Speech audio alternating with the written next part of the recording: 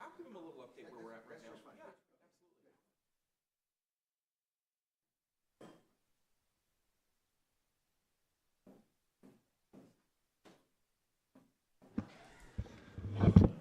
Good morning, and we'll convene the Public Protection and Judiciary Committee meeting. Janet, roll call. Paul Adams. Present. Bob Fiedler. Mark Carlson. Present. Kathy Leaf. Present. Tim Ramberg. Roll shows that everybody's present. Can I have a motion to approve our last meeting's minutes? So moved. Supervisor Adams moves, and second by Supervisor Carlson. Is there any objection? Seeing none, they're adopted. Public comment. Anybody in the public would like to make a comment? Any comment from the public? Seeing none, we'll move on to our first item of business, which is the County Administrator and our financial report. So I'll call on Mr. Witt. I'll just say that during his report, he'll talk about a number of things that we could talk about during his report, but we'll save them for a couple of other items in the agenda. The report's in the packet. Do you have any questions? No, we're at 3/4 of the way through the year. My review of the financials, we're right on target where we should be. Everybody's doing what they should be doing.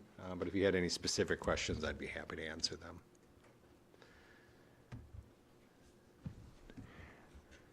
See no questions, so we're done with that portion of the financial report, although we may come back to a couple of aspects of it later. Next item on the agenda is a CASA overview from Sean Kinsella, our Director of CASA. You might recall that at the last meeting of the full board, we discussed CASA and different budget items, and various supervisors requested that there be some oversight of it and reports back periodically to the board. And at that time, as chairman of this committee, I committed to doing that. So I asked Sean to join us this morning, give us a brief update, and then we can talk about what kind of oversight we want to utilize over the next year or so. Mr. Kinsella. thank you very much. For those who don't know me, I'm Sean Kinsella, the Executive Director for CASA of St. Croix County. Not actually a county agency, just so you know. CASA's begun to name itself based off of the jurisdiction that they're working within. We're reduced to name ourselves after the county that we're working with, excuse me. I want to just give you a brief update on where CASA's at and let you know that we are very willing to come in and speak with you. I love getting in front of people and talking about our mission, which is to serve children who've been adjudicated in need of protection within the courts, juvenile court system. So we work with the kids who have been adjudicated in need of protection due to abuse and neglect or abandonment. And what we do is we recruit volunteers, and we pair a volunteer with a child, and we ask that volunteer to donate 2 hours a week for 52 weeks and follow that child wherever they may go, whether it be family placement, into foster care, in any kind of institutional placement, and then bring that child's story back to the court and tell what the child's needs, wants, and wishes are to the judge, so the judge can make a better informed decision about whatever is being decided and how it will impact the child. Because most people don't realize, but the children aren't actually in court. It's a little too much for them to see their parents being held accountable for the abuse and neglect. So it is important that they have a voice and someone that advocates on their behalf. Real quick, some quick statistics. As we are coming close to the end of this year, we've been crunching our numbers. About 78% of the parents are there due to addiction. Vast majority of that is alcohol and meth. We are beginning to see a few other substances show up. And while that seems really a lot, that means the other 22% are there due to abuse, cruelty, rape.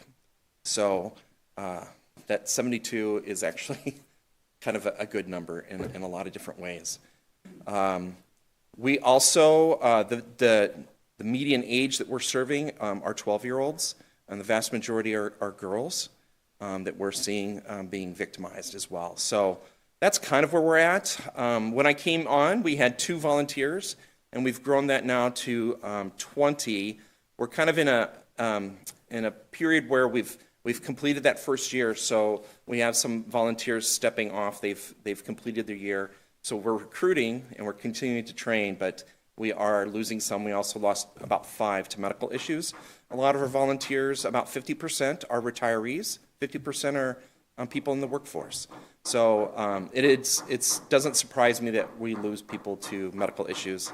I have ailing parents, and I know exactly how that plays out for retirees. We are always looking to recruit anyone who is over the age of 21 and would love to work with a child and advocate for a child. We do a thorough background check. We do run an FBI screening, as well as several databases that we run people through, and then we put them through extensive training. They get about 30 hours plus additional training in the court and systems usage and how to write reports and how to do interviews. So, because really what we do is we interview everybody that's involved in the child's life and bring that information back into a salient story for the court. Any questions?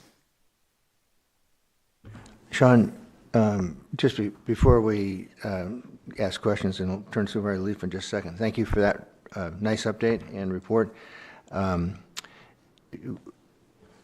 Again, that was perhaps exactly what we're seeking in the future as we fulfill our duties to the rest of the board to conduct oversight. And with that, I'll turn to Supervisor Leaf. Yes, so you work with, in conjunction with social services too, right? So this is where you're in addition to what our social workers do with out-of-home placements, right? Yes, so for those who didn't get to hear Michelle Lesha at the administrative, I think she really captured quite well what happens. So the social worker's job is really to work with the parents on their rehabilitation. So they focus on getting the parents the services that they need and seeing that the parents comply with the list of dispositional orders that everyone gets that comes out of the hearing. Our job is really to focus on the children. We're more of a cheerleader for the parents, going through any kind of drug rehabilitation. You need somebody who cheers you on and who will accept you even when you fail. So we don't really hold the parents accountable. It's not our job to do that. The social workers get the nasty job of doing that. We just cheer them on, and if they tell us, hey, we've been sober for 3 days, hey, congratulations. Let's see if you can make it to 4. So we focus on the children. And the social workers have a piece of the children, but they're only seeing about once a month unless the family's in reunification, and then it jumps to twice. Where we're getting our advocates in there on a weekly basis usually. Thank you for that. Any other questions from the committee?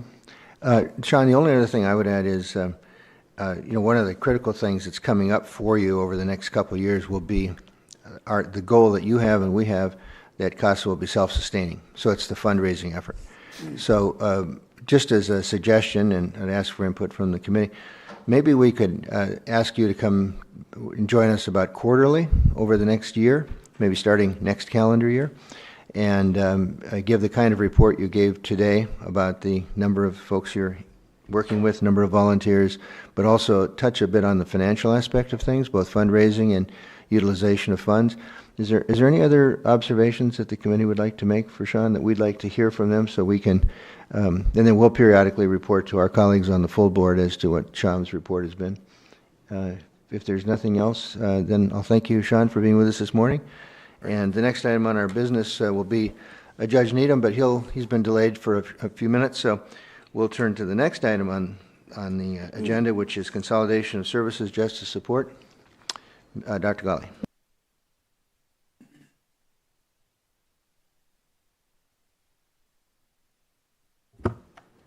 Oh, thank you. I just wanted to provide a brief update on some of the things that we've done in justice support.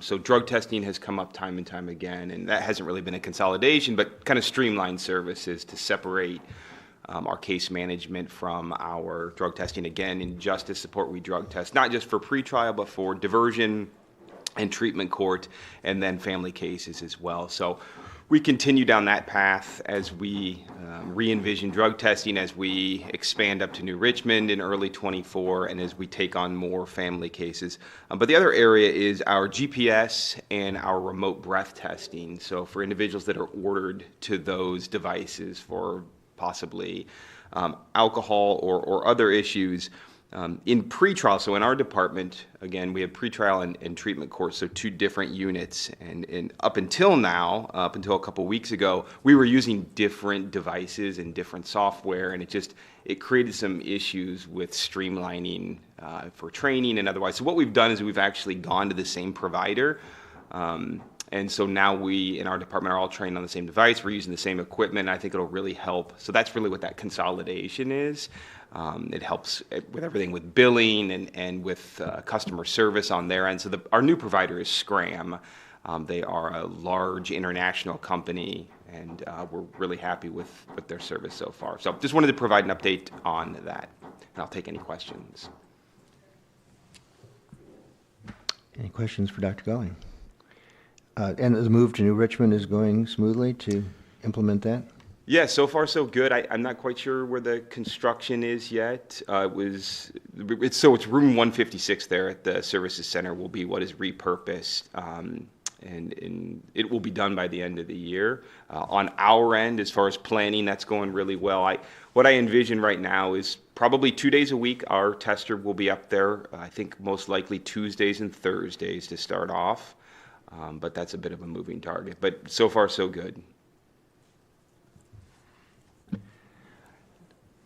Thank you, Dr. Gully.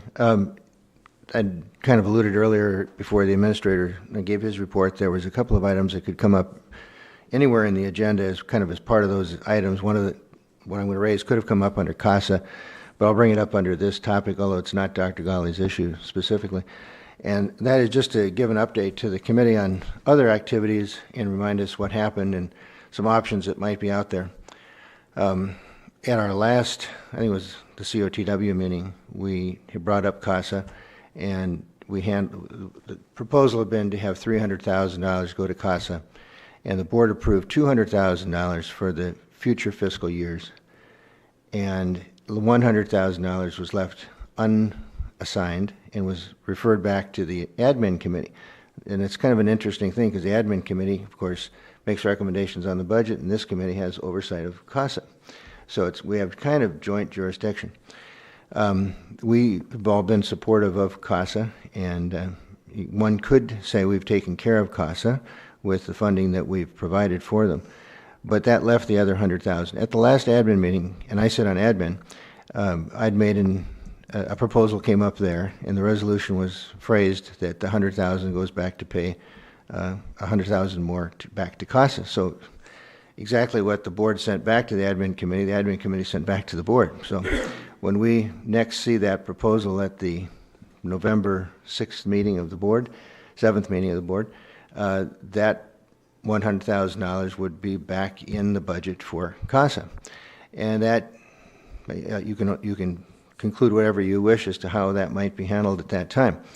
But at the admin committee meeting, I proposed an amendment that, and unfortunately I was there by Zoom because I was down at the county ambassadors meeting in Madison, and I got in just a little bit late. My connection wasn't so good, so I'll blame it all on me for a very bad presentation. But the bottom line of it all was that I proposed an amendment that would have taken $90,000 of that $100,000, split it in half, put $45,000 toward assisting the Salvation Army in New Richmond and $45,000 toward Turning Point. And one deals with domestic violence, the other deals with basically assisting families. We already contract for sure with Salvation Army, and I see our corporate counsel is nodding her head. And I don't know if we contract with Turning Point or not, but we could in the same fashion that we contract with CASA and we contract with Salvation Army.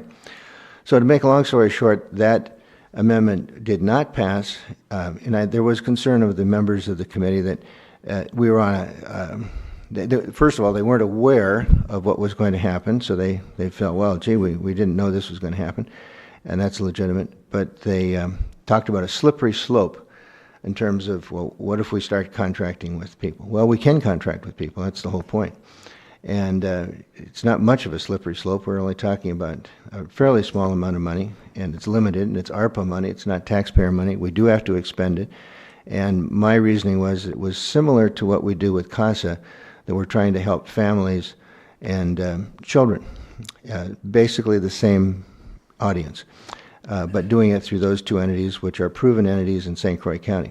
So we don't have any, there's no resolution in front of us. There's nothing else. This was just an informational discussion but that conceivably that amendment that failed at admin that I offered may come up at the next board meeting in a similar fashion, where we would take $90,000 of that ARPA money, split it in half between Salvation Army and Turning Point. And so I just wanted to let this committee know of that history at that committee on the issue that's also part of our jurisdiction. So I'll unless anybody else has a comment on that, I'll just move on to the next item of business. Okay, next item of business is the sheriff. And the way it's styled is consideration of the jail wire mesh screening project as part of the 2024 KIP. We all took our tour of the jail a couple of months ago and observed that the upper decks of the pods have barriers to them that are designed to keep people from hurting themselves or hurting the deputies. There have been incidents in the jail that suggest that improvements need to be made to those barriers, and the sheriff has come before us and made a good case in the past for why there should be wire mesh screening.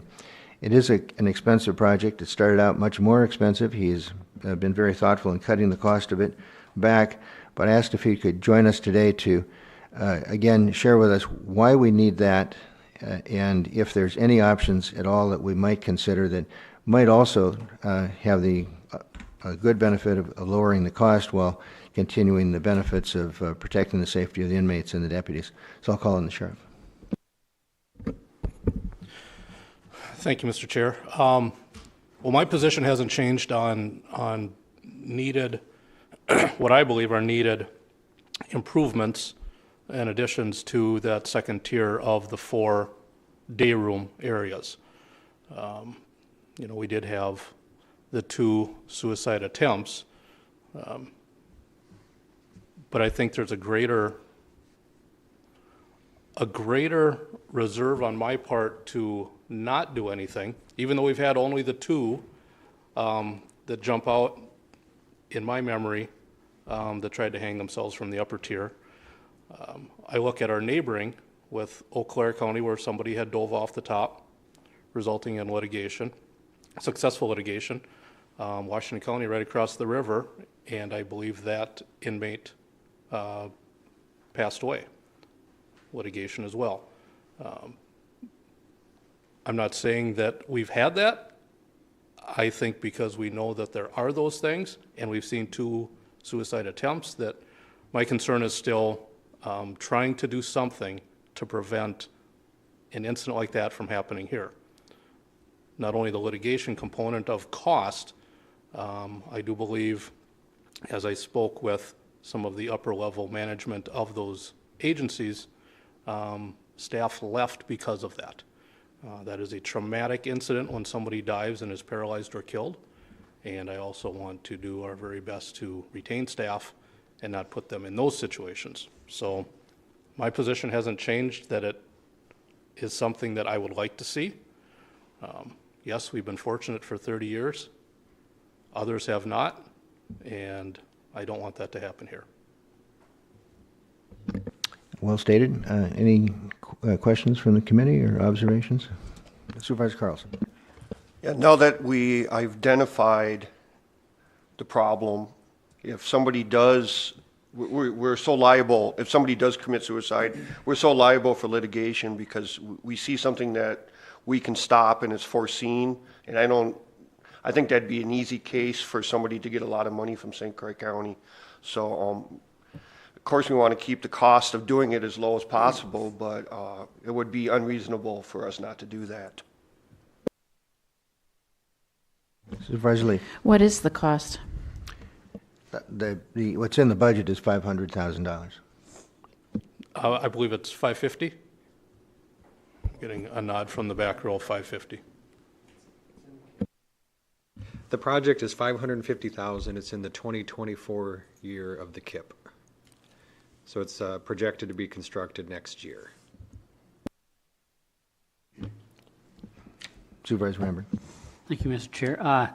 And one thing that was behind, I know we're doing our due diligence, we're demonstrating our due diligence as we move forward. And what we're showing is some of the snags as to why it's taking longer to usually address these things because of the situation, the staging, the contractor discussions, and volleying back and forth on information. So I feel we are doing our due diligence in moving forward with it in a methodical manner. One of the things that I was wondering is the remodel of what we're doing at the courthouse, and does that have any blend into this issue or assistance with this issue as we move forward? I doubt it, but I thought I'd bring it up to verify. Not to my knowledge, no. It kind of reared its head after the building plans were already put into place. And my only last question would be, $550,000 is, and I know there's Department of Correction regulations, and you've had input from different counties, and you've observed different jails and their best practices. And of course, we've been supportive of this in the past for all the reasons you stated. But the question would simply be, could we accomplish the goal or substantially the goal for a lesser amount of money? Or do you think we absolutely need the entire amount of money that's been set aside? Well, we've looked at a couple different companies that have come in and given us some ideas on cost. One of the challenges we have, and we've seen while looking at, I think it was Scott County, they also have that mesh. However, they don't go all the way to the ceiling. So yes, there's a way to reduce costs, but then you don't go all the way to the ceiling. And one of the jailers showed it took about 3 seconds for him to climb up to the top of that, making for a higher platform. So yeah, there's ways to make it cheaper, but in the end, we still want to do it right, and we still want to prevent anything from happening. Thank you, Sheriff. Again, that was just a discussion item so that we're prepared when we go to our November meeting if there's any issues that come up on it. Thanks, Sheriff. Any other reports that you'd like to make on other topics within the department? No, I believe we'll talk about positions on the next one, but then I have some things right at the end. But okay. The next item, I think, goes back to the county administrator to talk about the public safety priorities. And this was part of one of the goals that was set for him by the board. And so I'll turn it over to the county administrator. Yeah, now that the 2024 budget scheduled to be adopted next week, I'm starting to think about 2025. So one of the things that we talked about probably 13 or 14 months ago was public safety. And we went to the department heads and we reviewed with them, and sorry, the font is so small on this. But we had come up with basically 47 positions that the department said, it'd be great if we could have these positions. This is really what we think we need in order to do the job in St. Croix County. So we narrowed that down to ask the voters at a referendum for 24 positions, which is about $3.7 million. We sort of went through the list and determined where the priorities were for the county that we really needed to do the public safety job here in St. Croix County that our citizens deserve. Since the referendum was defeated, we had to come up with other ways of funding the positions.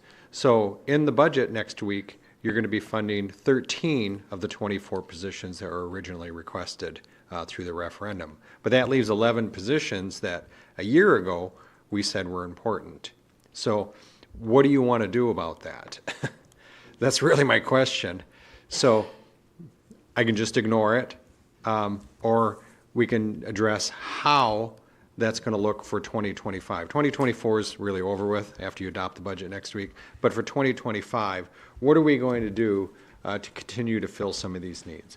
So some of the needs that were outstanding, one additional Sheriff's Department investigator, 4 correctional deputies. We had a couple of positions within the district attorney's office, an investigator, a legal assistant, really a diversion person is a higher priority for them now. Justice support, we had administrative assistant. The clerk of courts, we had 2 deputy clerk of courts. There was, the last 2 then would be in Health and Human Services, the 2 co-responders. Their funding comes up at the end of 2024.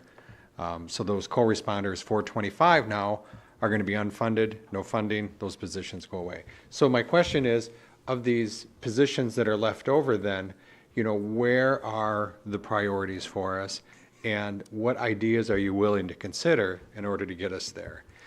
With the 2024 budget, we had 4 major revenue sources that came in. We had the increase in sales, or increase in property taxes because of growth within the county. We'll have that every year. We had an increase in sales tax, which the county board had increased by even more. So the increase next year will be smaller. There'll be a smaller amount of sales tax available. The other 2 revenue sources then was an increase in interest earnings because interest rates have gone up. I don't think they're going to go up the same amount between 24 and 25 as they did between 22 to 24. And then the other revenue source was new revenue from the state of Wisconsin, $753,000. Now that will grow by how much sales tax grows, but I mean that's 1 or 2%. You're talking tens of thousands of dollars, not $753,000. So we accomplished so much because we had these 4 revenue sources. And what I'm telling you is we're going to have 1.5 of those revenue sources in 2025. So there'll not be 13 new positions added. Quite frankly, I think there'll be 0 positions added in 2025. I think the money that we have coming in will just cover our inflationary costs. We were very fortunate in 2024, we had a 1% increase in our health insurance. I'm already projecting that's going to be at least 5% for 2025. That's $500,000. That's a third of all of our new money for the next year, 2025. So again, what do you want to do about the needs? Where are your priorities? What do you want to do? I think that the county board is divided right now on going back to referendum. It won't be the supermajority that we had last time that had approved it. I think it'll be a split vote if we go back to referendum. I think there's a couple of things that we could do differently, though, if you went back to referendum. One of them would be to greatly reduce the ask. And I wouldn't ask for the 11 positions that are left over. I would narrow it down to maybe 5 or so positions. Identify where the priority is, make it a much smaller ask, and it'll be a much smaller percentage. I use this as an example. This is what I had been thinking. This was before the sales tax increase. It was the 1 additional sheriff investigator and 4 patrol deputies. It'd be $750,000, a 1.64% increase. So I think the dollar amounts become much more palatable for the voter, and it would have a better chance of being approved. The other thing, this is the referendum question as it would look. The part that's in red is the area that you can explain what's going on. Last year, we said for public safety, because there was so much going on there you couldn't explain it all. So keeping it simpler, we can actually put the explanation right in the question, which I think will be important because the 90% of the voters, and I make up the statistic, but 87% of all statistics are made up on the spot. 90% of the voters probably never saw this until they got to their ballot and they looked at it and they read it. And all it said was $3.7 million for public safety. I don't know what that is. So we lost a lot of voters probably because of that. So if we can do a better job of explaining it in the question, I think it'll resonate better with the voters. So those are some of the things that I would do if you wanted to go back to referendum that would make it maybe a better chance of being approved and getting some of the positions, the priority positions that you have for 2025. So that's my thoughts. Just a question. Yeah, I know you did this at an earlier time, and of course, the last time the board acted, it added 4 patrol deputies. So would you change that to 4 jailers effectively? Yeah, my current thought, and, you know, I mean, gather some input from your other staff that you have here, but you could go 1 sheriff's investigator, 4 corrections deputies, and 2 mental health co-responders for about $825,000. Because jailers are cheaper than patrol deputies because we don't give them cars. So I saved some money there. So you could throw in the 2 positions, you could actually go up to 7 positions, and that would be one combination. But you can talk amongst the staff where their priorities are and help determine where you think the priorities are. And we can craft that question and that dollar amount then based upon that. But my only caution to you is keep it simple and keep it within a reasonable dollar amount. Just to clarify as well, then I'll call on Supervisor Adams. We're not going to be asked to do anything today. This is just an information brief, and so we get to think about it, ask our colleagues and constituents what they think, and then come back in December with perhaps in December an action item to do something. Is that correct? Yeah, the timing is, we have 2 options for voting in 2024 for the 2025 budget. One would be April and one would be the November ballot. So either April or November. November is really late in our budget process. It's usually the same day that the budget will be approved. So April would be the preference for me anyways. The deadline then to approve the referendum would be at the January county board. So you'd need to introduce a resolution at your December meeting here in order to make that happen. So you do have a month to think about it, and I don't have a resolution prepared for you, so we would bring it back next month. But I wanted to introduce the topic and give you a chance to think about it over the next month. Thank you, Chair. So is it true or possibly true that the reason why our referendum failed was because of the school referendums out there also? And, you know, 3 of the 4 of those went down. Ours went down too because people were sick of spending money, sort of. Yeah, I mean, absolutely. I mean, that may have been a contributing factor. So I think we'd have to look at what is coming up or what could come up again. I mean, I definitely like your idea of, you know, focusing on X, Y, Z as opposed to just, you know, the whole alphabet. So that's great. And then, Chair, I'm wondering if our committee could have a meeting offline and just kind of, you know, skull this out and, you know, and be able to talk priorities, ideas.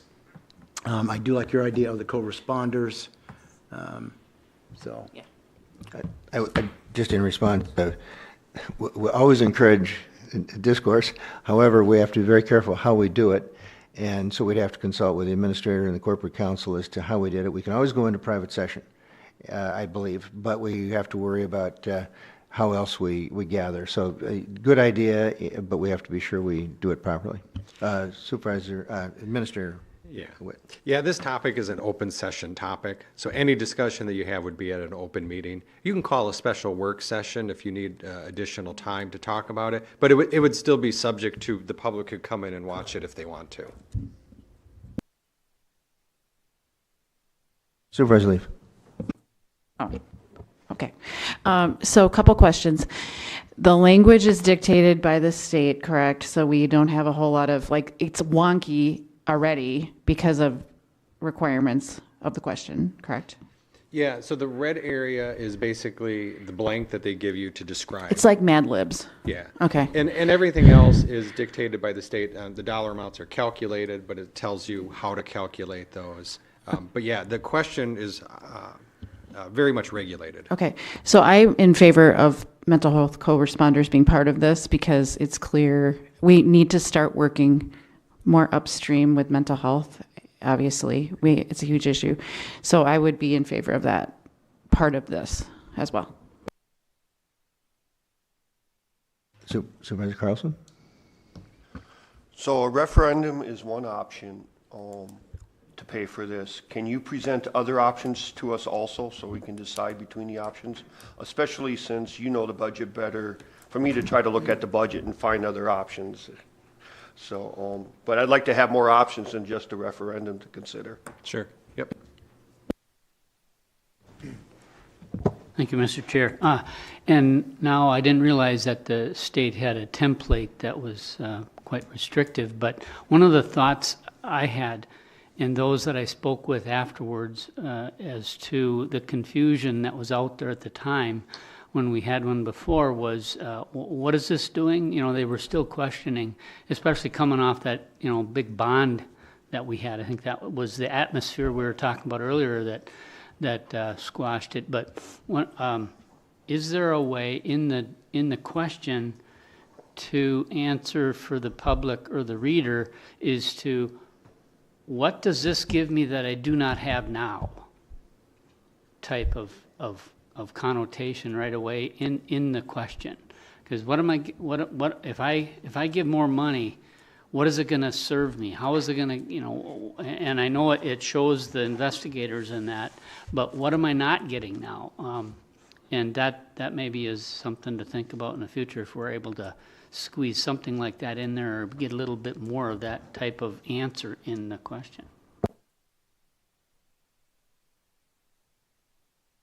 Supervisor Carlson. And this is kind of related. Some of the questions I've been getting from people are, like, if the population doubles, does the number of law enforcement officers need to double to keep up the same level of service? What metrics are you using to say we need more officers? Is it wait times? Is it, you know, increased calls for service? Those kind of questions to better make the argument to people that we need more. When I go, I'm not sure, that means I need more information.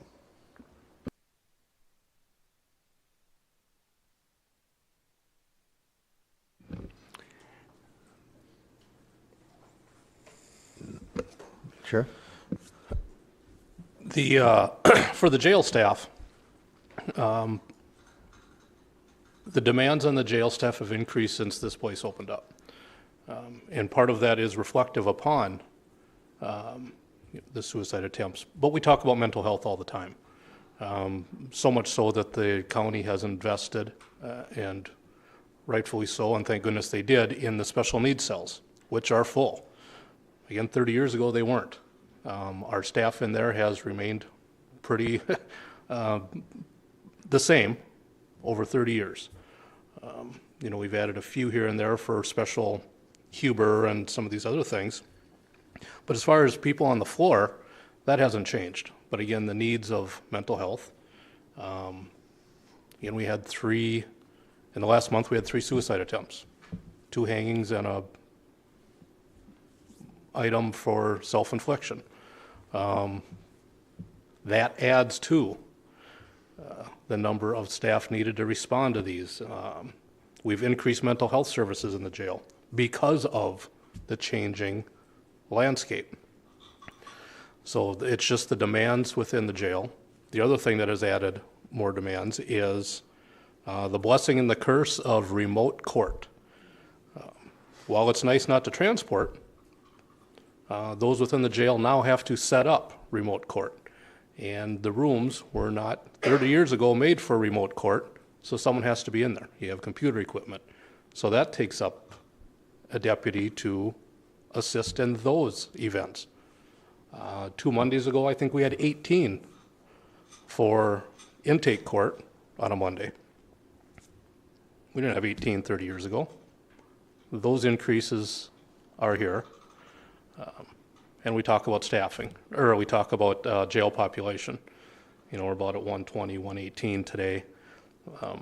But because, and that's a lot of, with the number of people on EHM outside of the facility, and as we had gone through our jail tour, Huber dorms are now used for general population, unable to separate. There's lots of challenges in there, but the staff increases haven't been there to address a lot of those challenges.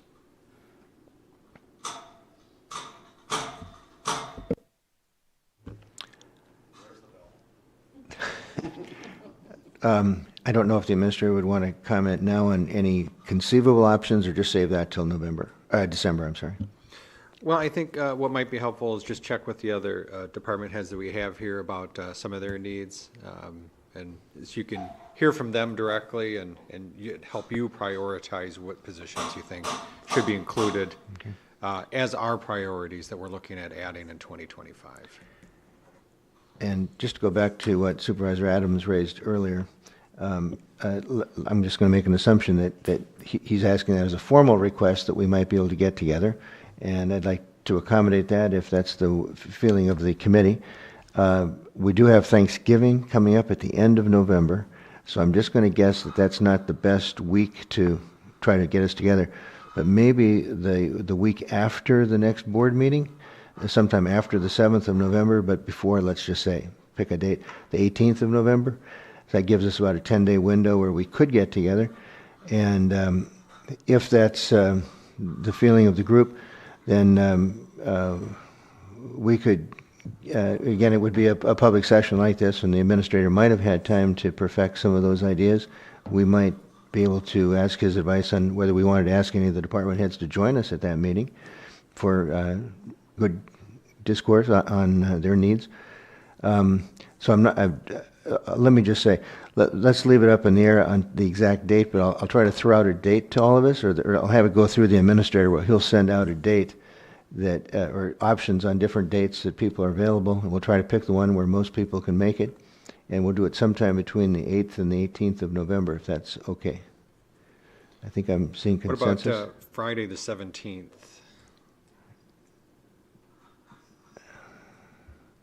Well, I mean, that's a possibility. I don't have the calendar right in front of me, but I mean, that certainly could probably work for me. I don't know about the others.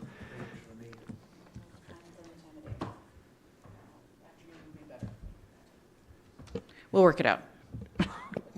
Would you care to, well, let me just this. Why doesn't the administrator send out a notice? We'll work out what the notice is in the next couple of days and give us a couple of date options, and we'll see who can make what's most convenient for the most people. How's that sound? Thank you. Okay. Supervisor Carlson.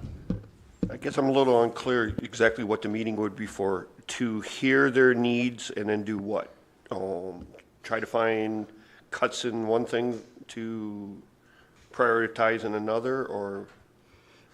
Yeah, I mean, one of the other, to answer maybe the previous question before the current question, you'd ask what are our other options of funding.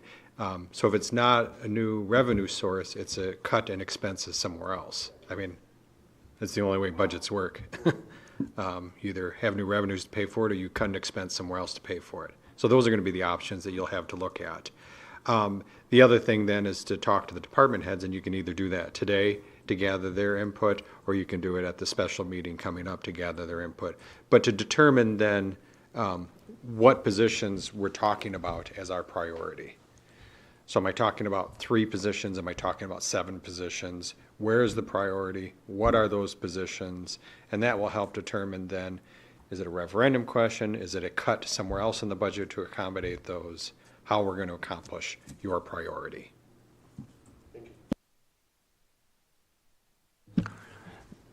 I hope I phrased this correctly, but just a reminder that we added 4 patrol deputies at our last meeting at a cost of $600,000, which weren't asked for. So these are the positions that we just talked about, the corrections, the jailers, are being asked for. We know that the investigators being asked for. The other things were all asked for. We added $600,000 for something that wasn't asked for. So we just have to keep that in mind as we proceed. Yeah, the patrol deputies that were added, they were part of the original referendum, though. So we added, so in the 2024 budget, where we've increased for the sheriff is 1 additional investigator and 8 additional patrol deputies. The referendum had asked for 2 investigators, 8 patrol deputies, and 4 corrections deputies. So that's what was asked for originally, what got approved, and what's remaining outstanding for the sheriff in particular. Hey, thanks for that clarification. If there's no more discussion on that issue, just what happens when we set our calendar, Janet sends out a notice to all the entities that come before this committee, and they let her know if they have something they'd like to speak to. And if they do, they're on the agenda. We have a number of the folks that did not request anything that are with us today, and so that's why we're not directly calling on them for a subject matter. But just within the overall rubric of public safety, I don't know if there's any critical issues that have come up in the last few days that anybody needs to comment on that is present but wasn't officially on the agenda, but has a public safety directed issue that needs to be brought to our attention. If there isn't, we'll move through that and complete that part of the business agenda. Okay. Request for future agenda items. We have the one. We have the request out for a meeting on the topic we've just discussed. And any other requests for future agenda items? Seeing none, we'll go to announcements and correspondence. I know the sheriff has something. I do, thank you. National Take Back Day was at the end of October for unused prescription drugs. Throughout the year, or twice a year, they have that Take Back initiative. So we just ran down a load to the estate on Monday, 678 pounds, 32 boxes. That was River Falls, Somerset, Glenwood, New Richmond, and Hudson. And then, of course, our box downstairs. Our box downstairs had 203 pounds. Hudson had 220 pounds. So it was a lot of unused prescriptions that were taken for destruction. So I just wanted to share that.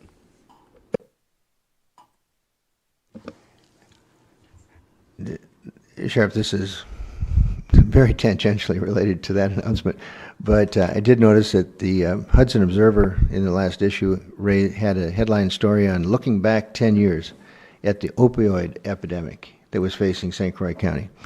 And I don't know if you had any, if you'd had a chance to look at that, or if you think that now is also a timely for perhaps our public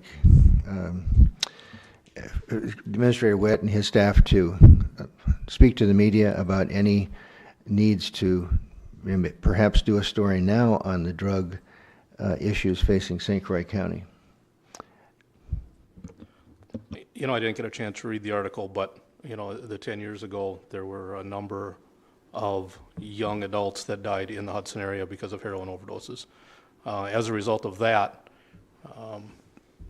heroin had just hit, and the county board had given funding. We ended up getting 2 specialized staff to kind of try to hit that area pretty hard. Since that time, that's been absorbed into patrol just because of the workload on the patrol. You know, heroin we're still seeing, but now it's, as we're talking fentanyl, a lot of fentanyl, methamphetamine. So that 10 years ago, the opioids, and there has been some movement on some things, opioid and, you know, the drug companies and settlements and reinvestment back, but there are still plenty of issues out there, and we see them in each of our duties every day. So. Thank you. Any other announcements or correspondence? Just going to the last item on the agenda before we adjourn, the next scheduled meeting of the committee will be December 7th, but then again, Administrator Witt will send out an announcement to everybody asking for your schedules, and we'll likely do something between the 8th and the 17th of November. So we'll leave that kind of vague as to the next meeting of the committee. Is there anything else from anybody? If not, we're adjourned. Thank you, everybody.